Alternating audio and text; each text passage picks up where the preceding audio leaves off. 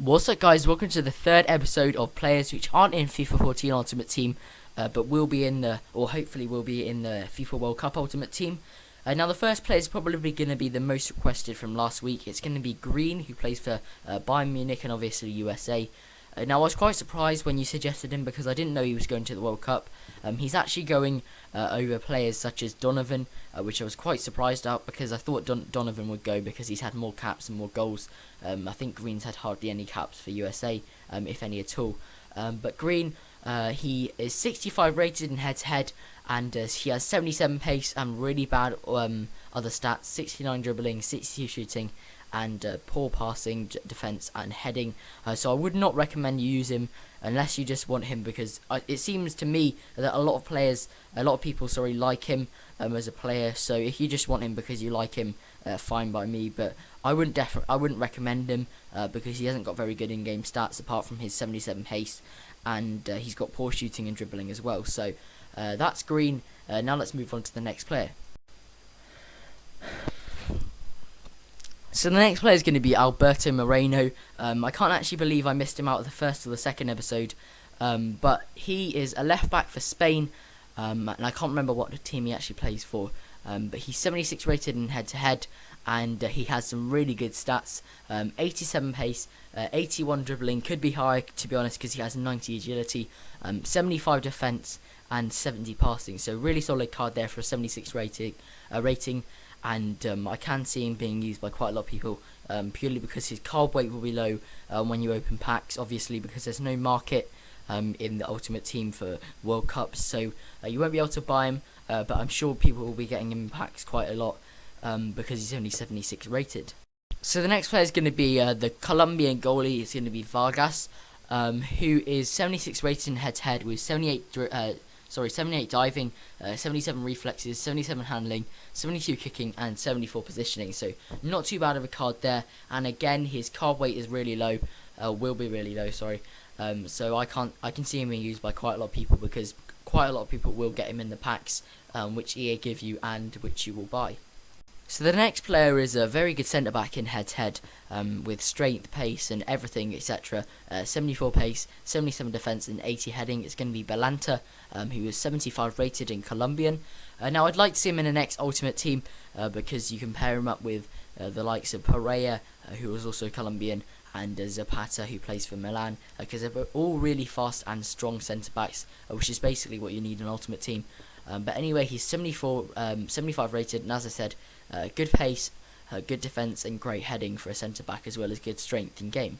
So the next player is going to be Mejia, who is also Colombian. Now, I was quite surprised because he has really poor heading in game. I was actually quite generous to give him 61 heading, but I think that's because of his strength, which pushed it up. But even so, he has really poor heading, and his only good stats in game really are his 76 defense, well that's averaged out, and also his 72 passing, which isn't too bad. But apart from that, he looks like a pretty poor card. But because his card weight will be low, I can see him being used by quite a lot of people if they want to build a South American team.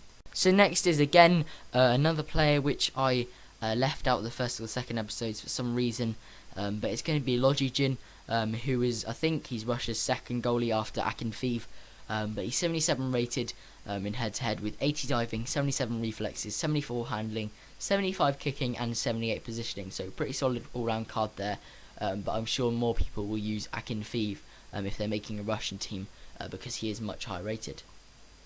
So the next player is going to be one of the few players who is on foot head for FIFA 14, but not actually in the game, and they don't actually have a face, they just have a silhouette of a human on their card, but that's because they were going to be in the game, but then at the last minute EA put them out of the game because they're not in the same league which they were in, which was in the Ultimate Team. But anyway, Gekas was 74 rated in FIFA 13, and now he's 71 rated in head-to-head with poor stats, to be honest, compared to FIFA 13. 63 pace, which is poor, 59 dribbling, which is really poor for a striker, and 73 shooting and 73 heading isn't too bad. But apart from that, I can't see him being used by many people just because of his poor all-round stats for a striker. So next is a pretty good centre-back, if I'm honest, for Silva. It's going to be Jimenez, who is Uruguayan, and also going to the World Cup, obviously. Now he's 71 rated in head-to-head with 66 pace, which isn't too bad, and 76 defense and 76 heading, which is really good for a 71 rated silver. And his secondary position, it says, is right back for Atletico Madrid. So I hope EA don't put him as a right back, but you never know. They have released some of the players already in it. They put David Silva as a right wing, and I'm pretty sure he doesn't actually play there for Spain. So you never know. They might put him as a right back, which is a shame because it'd be much better to see him as a centre back, because his stats do suit a centre back position, and they are pretty good for a 71 rated card as well. So next we have another Uruguayan and a very, very good goalie for a 71 rating. It's going to be Silva. Now he has 70 diving, 71 reflexes, 72 handling, 74 kicking, and 70 positioning. And the main stat which looks good to me is 62 speed, because speed is really important on a goalie for me. That's why Casillas and some of the best goalies in FIFA 14 do have high speed, over 60 speed, or over like 62 speed. But that's why I think Silva will be a really good goalie for you to try. If you do make a Uruguayan or a South American team and you do get him in a pack, I would definitely use him and not just discard him, because he does look like quite a good goalie, to be honest, especially due to that 62 speed, but also because every other stat is over 70. So next is another Uruguayan goalie. Sorry about his picture, I can't actually find any others. The only one I could find was one of him shouting. But anyway, Munoz, he has poor stats, to be honest, compared to Silva. Only 70 rated, with 73 diving, 70 reflexes, 72 handling, 67 positioning, 60 kicking, and 45 speed. So pretty poor goalie there. And if I were you, if I did get him, unless you don't have another goalie, I would just discard him because he does look like a pretty useless goalie. So next is going to be a pretty decent card, to be honest. It's going to be an Ecuadorian striker, Valencia. No, not the Valencia from Man U, a different Valencia. 70 rated, 84 pace, 74 dribbling, 70 shooting, and 67 heading. So not too bad stats at all for a 70 rated card. And if you were to get him in a pack, I would definitely try him out because he doesn't look too bad. He's not too weak. He's fast. He's got good dribbling, good shooting as well, and all right heading. So I'll definitely give him a try if you do get him in a pack. So the next player is going to be another Ecuadorian. It's going to be Grueso, who is 69 rated in head-to-head and has really poor stats apart from 70 dribbling and 70 defense. But they're the only appealing stats on his card, so I can't see anyone using him at all, purely because of his low rating and his poor card stats. So next is going to be the Japanese player who was requested in the previous video, Osako, who's 71 rated in head-to-head. Now he has 73 pace, 74 dribbling, 70 shooting, and 71 heading. So really solid all-round stats there for a silver striker. And even though he isn't the fastest, he's got good all-round stats, especially having over 70 shooting and heading. So I would use him if I did get him, purely because he's got good all-round stats. The next is going to be an Iranian player who is 72 rated in head-to-head, called Shujai. Now I was really surprised when I looked at his stats because I thought 65 pace isn't very good, but he's got good shooting, 70 shooting, good passing, and the main stat which stood out for me in his in-game stats was his really good dribbling. I gave him 84 dribbling, and that's just based on his really good in-game dribbling. Really good for a silver, only 70 rated, and he has better dribbling than most gold players. So really good card there. And again, I would definitely try him out if I did get him because he is slow, but he's obviously 84 dribbling is really good for a silver, and he also has a decent shot and good passing. So next we have, brace yourselves, Jahan Bachaska.